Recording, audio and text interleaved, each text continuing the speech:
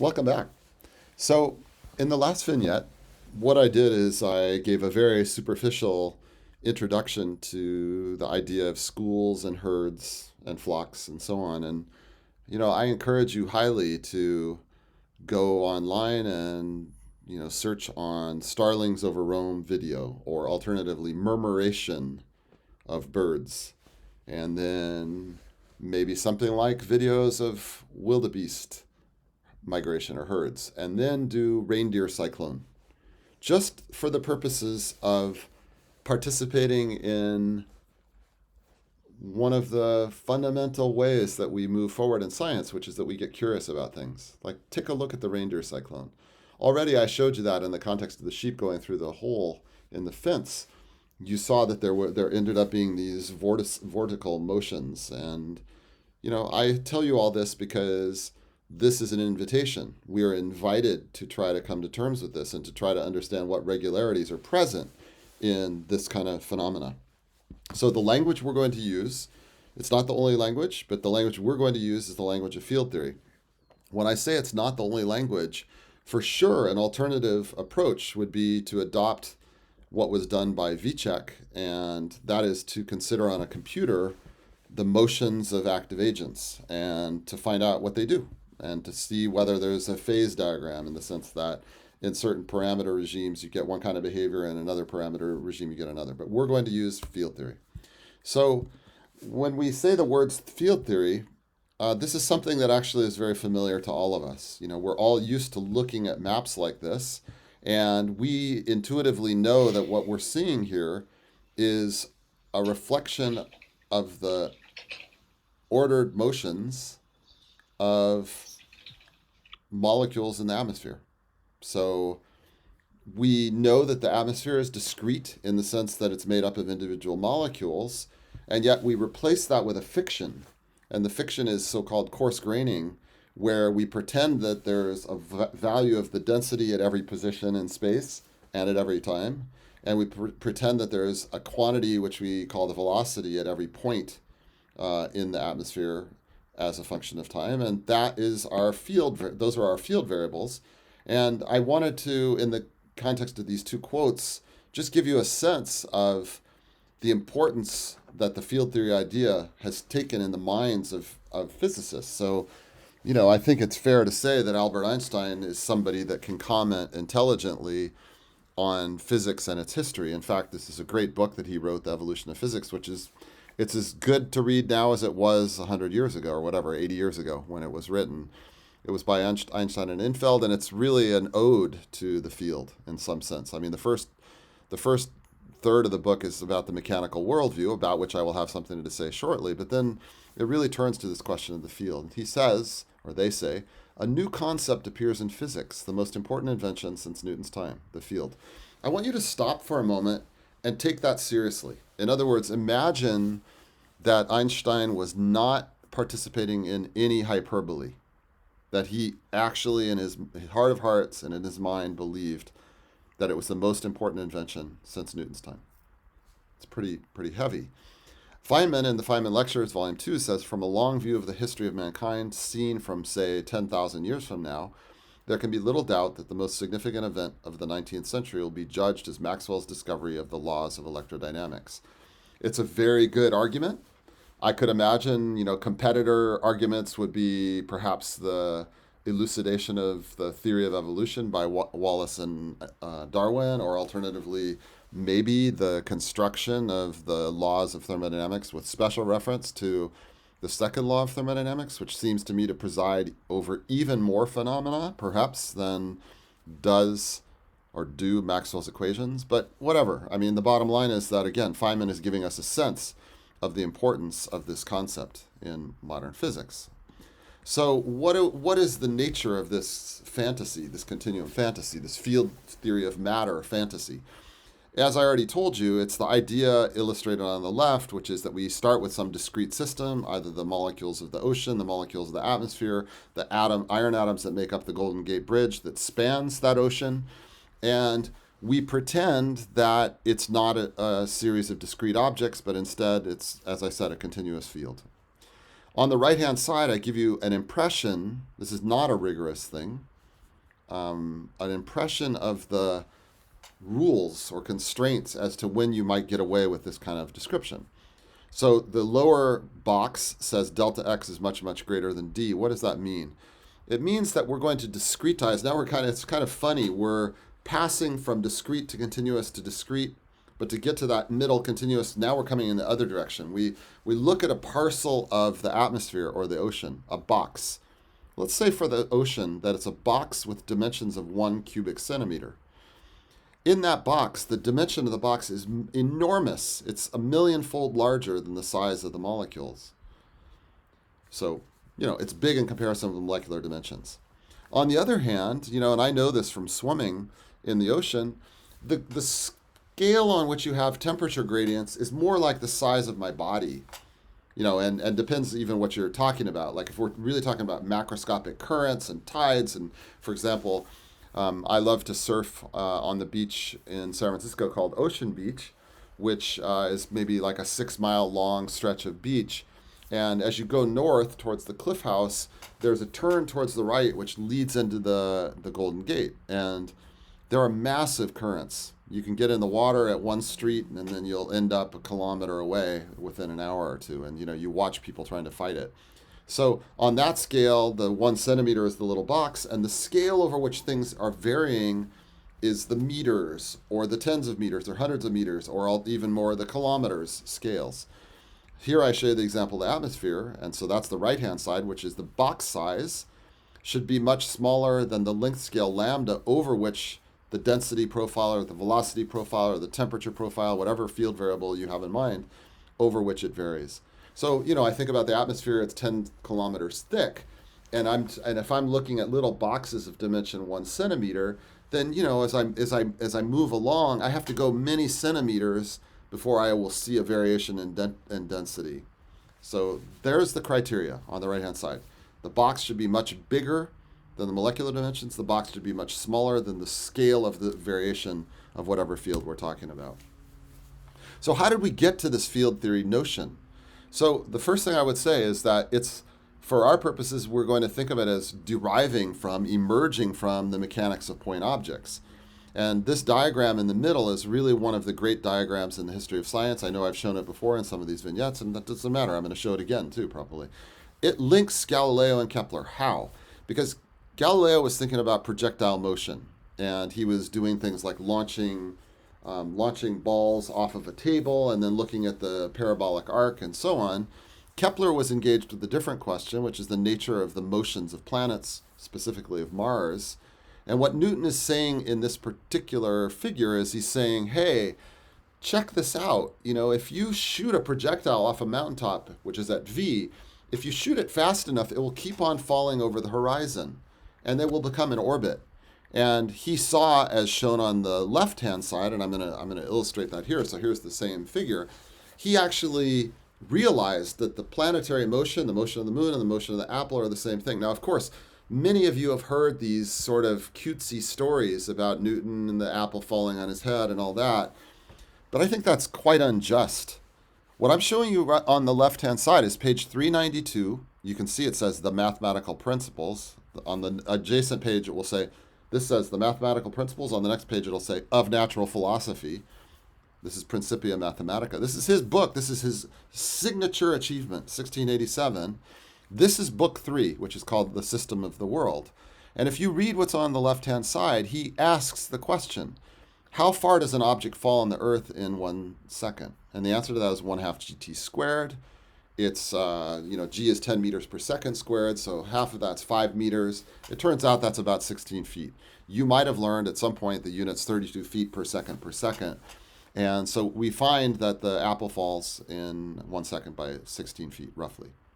Now, on the bottom, what he did is he computed how far the moon falls. And the way you can think of that is the moon is, if we let go of gravity, if we cut the rope attaching the moon and the Earth, the moon would just keep going in its tangential direction. But instead, it's going to fall on its orbit. And what Newton did is he calculated how far it falls in 1 minute. That's very easy to do. Why? You can figure out how far the moon falls in a month by recognizing there's pi times 10 to the 7th seconds in a year. There's pi times 10 days in a month. So that means there's going to be 10 to the 6th seconds in a month. And I know the radius of the orbit, so I basically can just figure out, using a little bit of geometry, the distance fallen in a second. But he did something more brilliant than that. He said, hey, if this is an inverse square law, I know the distance to the moon is 60 Earth radii, and so 1 over r squared is going to give me g Earth is related to g moon, little g, by a factor of 1 over 3600. But then he says, well, hey, if I take the time scale to be 1 minute, when I do the square of the time, I have 60 squared, and those two things will compensate each other. So the distance fallen by the moon in 1 minute is the same as the distance fallen by the apple in 1 second. And indeed, that's what you would find. And this emboldens him with the idea that the inverse square law is really correctly presiding over gravitational phenomena. But in a bigger way, it's saying this mechanics thing has got legs. We're going to get some mileage out of this and trying to understand the world around us. So enter Euler, just as one example. So this article is called The Discovery of a New Principle of Mechanics. And he talks here first about the nature of rigid bodies. So that's already a big achievement. Like how do you treat the problem of a spinning top or a rolling ball or something like that? It's different because you have to include the rotational kinetic energy or the torques or whatever you want to say. And then at the bottom he says, between these two kinds of bodies, meaning solid and fluid, you can consider bodies that are kind of in the middle, and these are so-called flexible bodies, of which the structure is susceptible to an infinite number of changes. And so in this article, what Euler is doing is he's saying, I think that this Newton F equals ma idea can be generalized. It can be generalized to extended bodies whose relative positions change. That's key. In other words, the rigid body is one thing, and that's already a beautiful step forward from the mechanics of Newton. But you can go even farther by considering deformable bodies or bodies that flow. And so that's the sort of classic way in which mechanics got beyond its point particle perspective. Now, really where this came into its own, and the reason that Einstein was emboldened to make this remark about, the most important concept since the time of Newton, is because of the field theory of electricity and magnetism. So, a story worth telling always, worth telling over and over again is the story of Michael Faraday. He was basically put into servitude as a young boy, a young teenager. He worked as a bookbinder's apprentice. He was curious, and he read the lectures of a famous chemist named Humphrey Davy, who was at the Royal Institution, and Faraday wrote him a letter and sent him his own notes based on Humphrey Davy's lectures. And Humphrey Davy basically hired him. And after an apprenticeship there, what I'll call a scientific apprenticeship, Faraday started doing his own experiments, and as the saying goes, the rest is history. What do I mean by that? Well, you can go to the Royal Institution. You should go to the Royal Institution. I've already made the suggestion, maybe it was in the other course, the evolution course, but I've made the suggestion that it's worthwhile in London to go to Darwin's house. It's amazing. Everybody that has a chance to should do that. You can also go to the Royal Institution, and when you do, you'll be able to see the coils that were used by Faraday as he experimented with ideas such as, if I take a magnet and I plunge it through a coil of wire, what will happen to the current in that wire? And so one of the things that emerged from this was his notion that there's something going on in the medium between the charges. There's a very interesting thing that was said by Newton, and I want to read it to you. I didn't know that I was going to do this, so just bear with me for a second. So Newton, in speaking of action at a distance, he was really disturbed about it. What do I mean by that? He didn't like the idea that the moon and the earth attracted each other through a vacuum. He's like, how does that work? How do you have forces? And Newton, in a letter to Bentley, says, 'Tis inconceivable that inanimate brute matter should, without the mediation of something else, which is not material, operate upon and affect other matter without mutual contact. That gravity should be innate, inherent, and essential to matter, so that one body may act upon another at a distance through a vacuum, without the mediation of anything else, by and through which their action and force may be conveyed from one to another, is to me so great an absurdity that I believe no man who has in philosophical matters a competent faculty of thinking can ever fall into it. Gravity must be caused by an agent acting constantly according to certain laws, but whether this agent be material or immaterial, I have left to the consideration of my readers. This is one of the moments when he said this remark about I frame no hypotheses. What I'm trying to say is that Newton was bothered about this notion of action through a vacuum, through no intervening medium. He was used to the idea that you apply forces by touching things. And, on a parallel note, which I think is quite cool,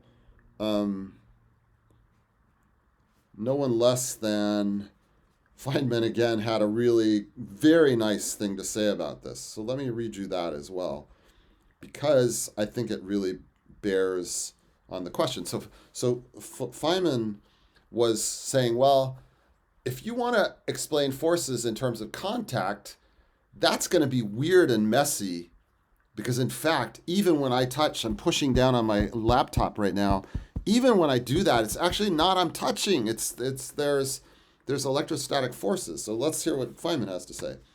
But what really happens when we study the direct action of one piece of matter right against another? We discover that it is not one piece right against the other. They are slightly separated, and there are electrical forces acting on a tiny scale. Thus, we find that we're going to explain so-called direct contact action in terms of the picture for electrical forces. It is certainly not sensible to try to insist that an electrical force has to look like the old familiar muscular push or pull, when it will turn out that the muscular pushes and pulls are going to be interpreted as electrical forces. So I'm just trying to say that this notion of force and media and how distinct objects act on each other, two charges in space, is very subtle. And Faraday's image that you see here was, there are these lines of force. And so Maxwell came along, and here's what he says. For instance, Faraday in his mind's eye saw lines of force traversing all space, where the mathematicians saw centers of force attracting at a distance. Faraday saw a medium where they saw nothing but distance.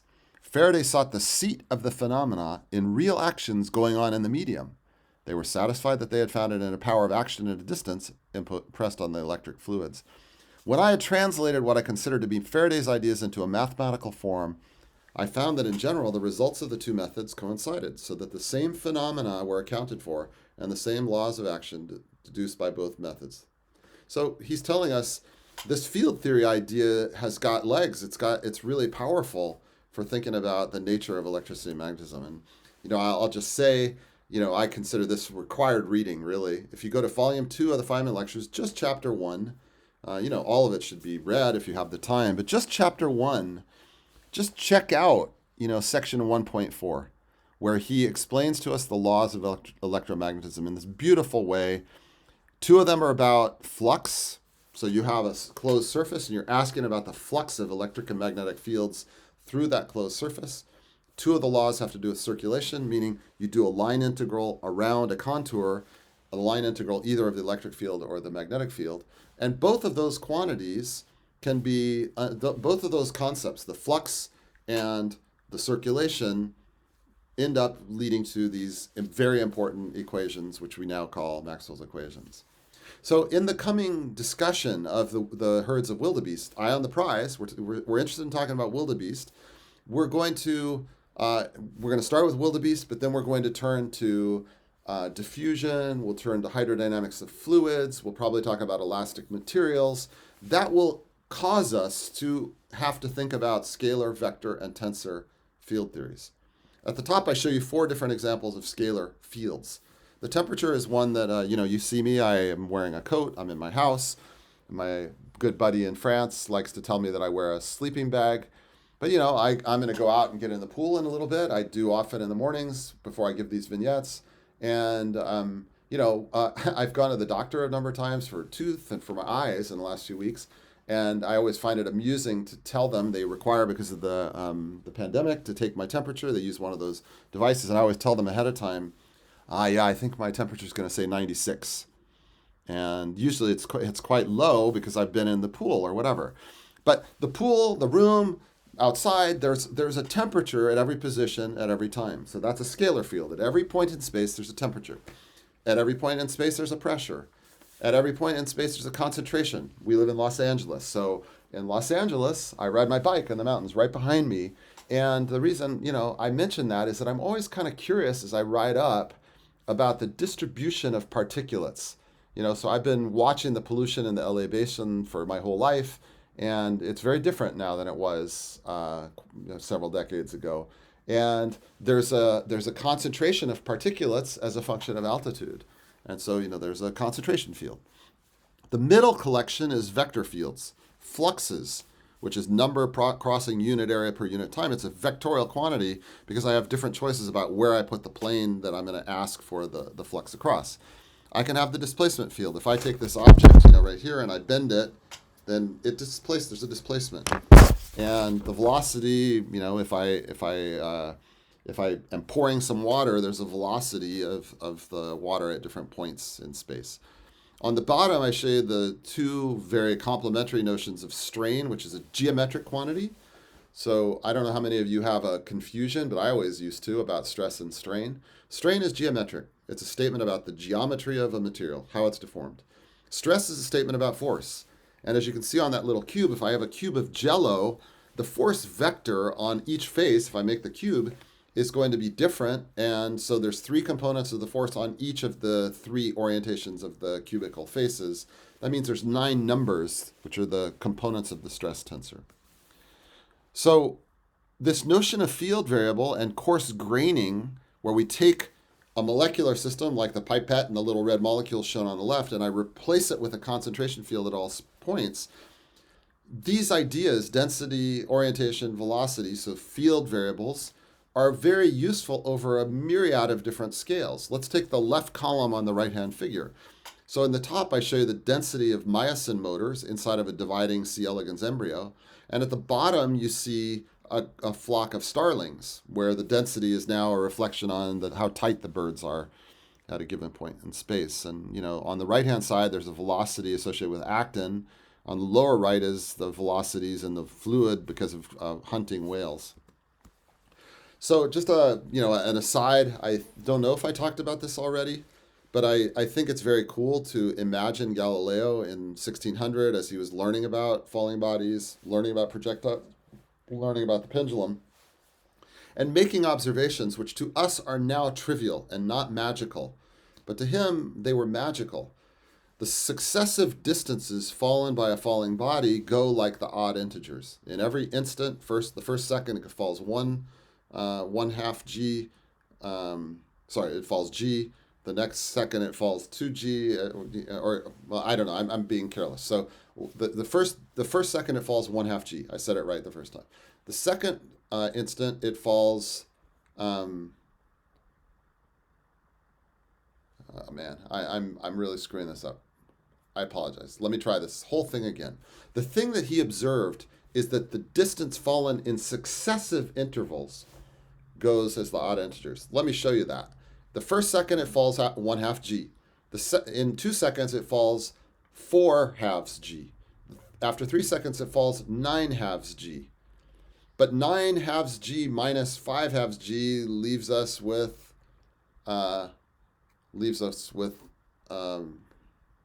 oh my gosh, what am I doing? Okay, I got to get my pen out. I should have left well enough alone and just said that successive intervals. So, okay, the distance fallen in the first second, if I look after 1 second, I got 1/2 gt squared. So that's total distance fallen is 1/2 g. After 2 seconds, the total distance fallen is 1/2 g times 4. So that's 4 times 1/2 g.